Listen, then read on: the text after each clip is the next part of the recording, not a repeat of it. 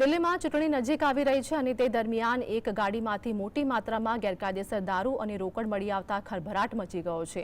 આ ગાડી પંજાબ ભવનની સામે પાર્ક કરેલી હતી અને તેના પર પંજાબ સરકાર લખેલું હતું। આ વાહન વિશે માહિતી આપતા પંજાબના પરિવહન વિભાગે જણાવ્યું હતું કે તેના પરની નંબર પ્લેટ નકલી છે અને આ વાહનનો પંજાબ સરકાર સાથે કોઈ સંબંધ નથી। આ અંગે દિલ્હી ભાજપ પ્રમુખ વિરેન્દ્ર સચદેવાએ કહ્યું કે પંજાબ સરકારનું વાહન એટલે આમ આદમી પાર્ટીનું વાહન।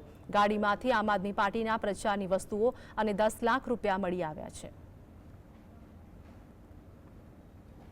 तरह से पंजाब सरकार की गाड़ी को दिल्ली पुलिस ने पकड़ा और उसमें से नकदी और शराब जिस बड़ी मात्रा में बरामद हुई है उससे आम आदमी पार्टी का घिनौना चेहरा दिल्ली की जनता के सामने पूरी तरीके से उजागर हो गया है।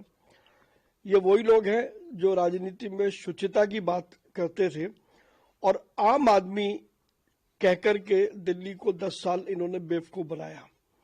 क्या आम आदमी वो है जिसकी सरकार की गाड़ी में इतनी बड़ी मात्रा में नगद पकड़ा जाए?